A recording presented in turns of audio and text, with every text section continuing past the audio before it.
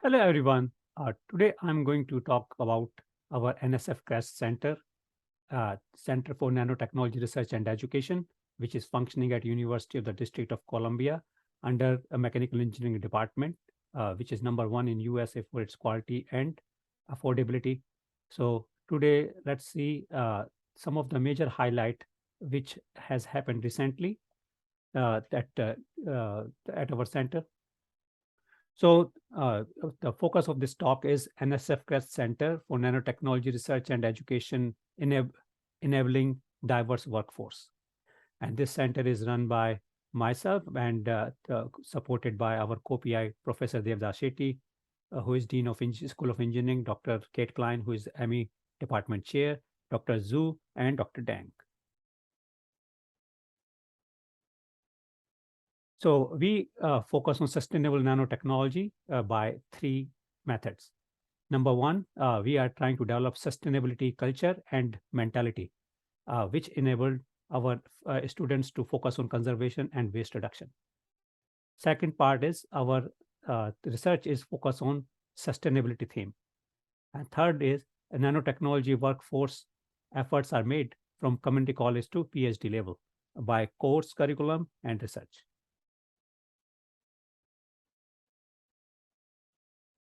So when I say we are trying to do cost-effective operations, so here is an example.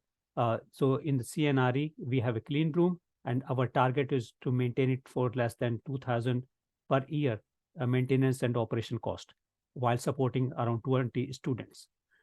We generally do that by turning off our filters, which take a lot of power, and also clog the filters if they keep running for the long time. So we just turn on this clean room before starting the process and we turn it off. We have a particle counter inside to monitor the quality, and this is a class 1000 clean room. We also try to maintain our equipment, which is shown in the right side. Here, our staff and students are trained how to do general maintenance, and that way we avoid service contract, which are generally quite costly.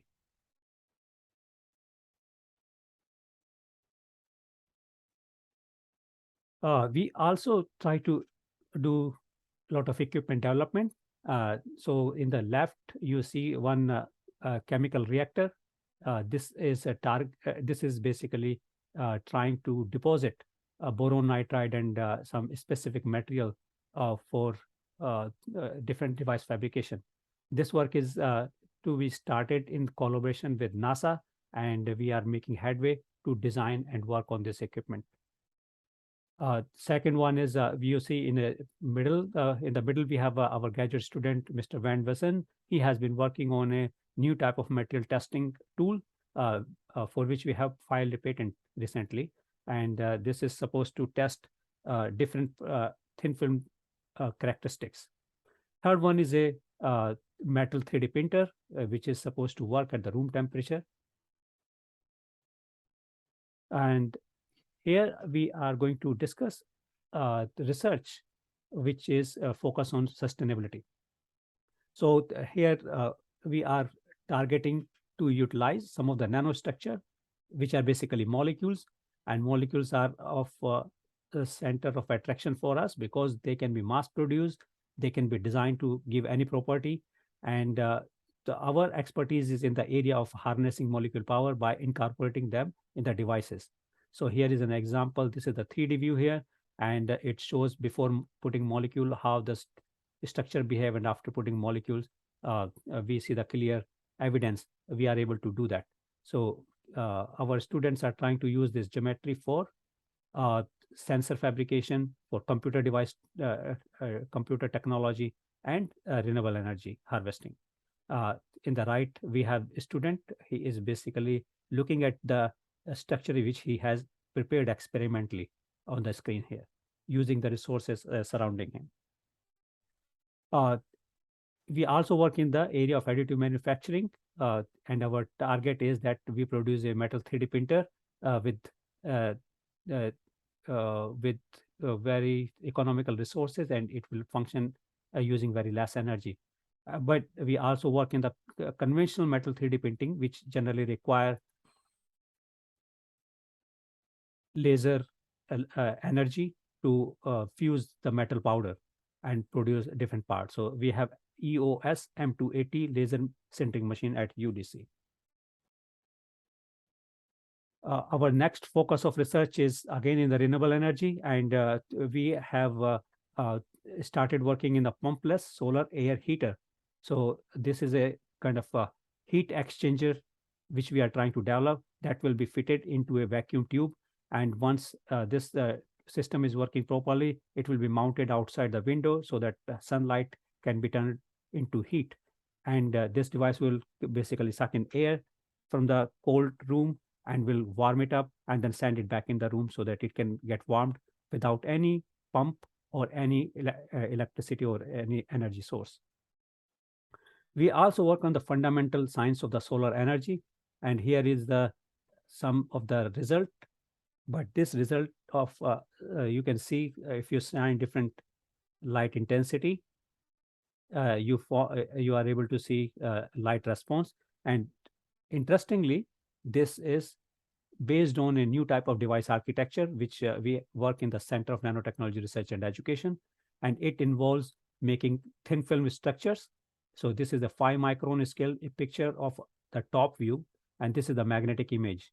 So we utilize iron, nickel, kind of earth abundant material, and our target is to produce these devices with uh, uh, less resources and less cost so that a lot of people can afford them, and actually it will be based on new science.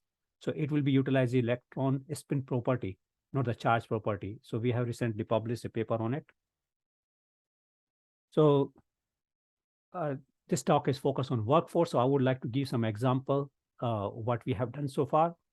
So we work in close collaboration with Kansas City Nuclear Security Plant, and we have active research with them. And we use research as a vehicle to train our students. So these are the two students, Josh and Brandon. They have joined KCNSE this year in 2020. Uh, we are also producing workforce for semiconductor device industries. So our postdoc, Dr. Vishnu Dahal, he worked in CNRE for 2 years and got experience with a lot of device fabrication, kind of thing which I showed previously, and he was hired by Intel. We have our PhD student.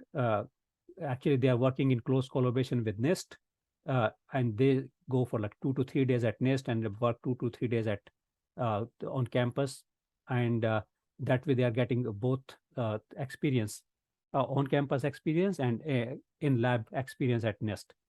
So it is likely that such student will be a very good candidate for getting hired in the government labs. We are forming a collaboration with NASA, and some of our students are actually already hired who are working with our co-PIs. So we are doing a lot of research efforts with them. So other way of how we support our workforce development effort is we support a lot of faculty. So CNRE is supporting faculty to increase HBCU workforce and research capacity. And that way we try to help our new faculty to reach to the highest potential. And here, actually, on the left side, I'm showing one image where we have Dr. Hongmei Dang. She is the co-PI and assistant professor in electrical department. She is utilizing CNRE resources and working with her student in the solar energy area.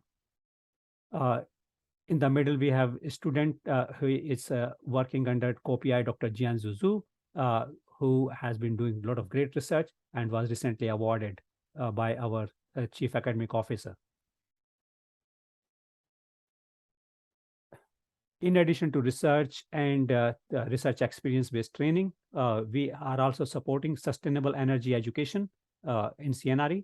So here we are showing example how solar cell characterization in CNRE was done by PhD student, and they are supporting our students in that course.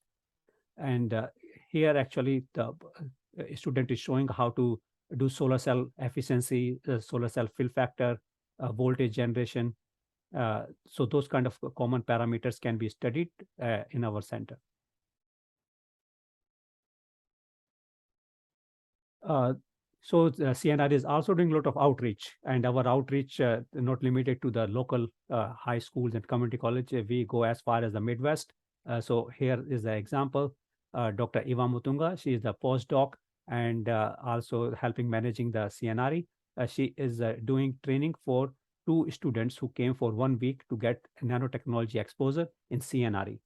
And these students have never seen nanotechnology equipment or research, so they were basically engaged in the hands-on activities to develop tangible products, and that was a great experience for them and us.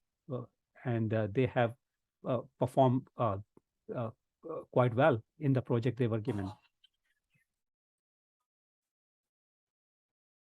So they are basically learning about the sputtering machine process and microfabrication process, which they utilize to do a project.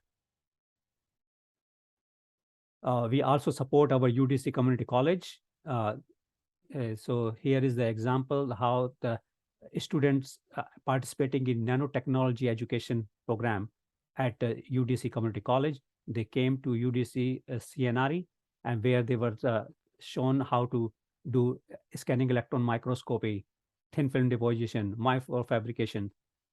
So those kind of things were possible.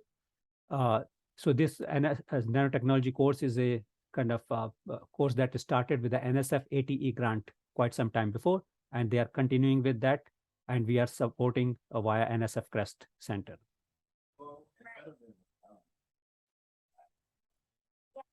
So we are also helping our UDC Community College with their quantum literacy AS program, which is in the developmental stage. Sorry. So we are supporting how to develop resources to experience quantum property of materials and devices, because we are also working in the similar areas, and that is a really the kind of a good skill transfer opportunity for CNRE to benefit the UDC Community College. We are also supporting 2-year STEM AS to BS pathway between UDCCC and engineering college at UDC. So idea is that students who are doing STEM focused work at community college, they are able to join 4-year program and subsequently go towards the higher education. So we are really dedicated for this work, and we are thankful to NSF for supporting us and making us capable to support education and sustainability and nanotechnology research and education at UDC. Thank you.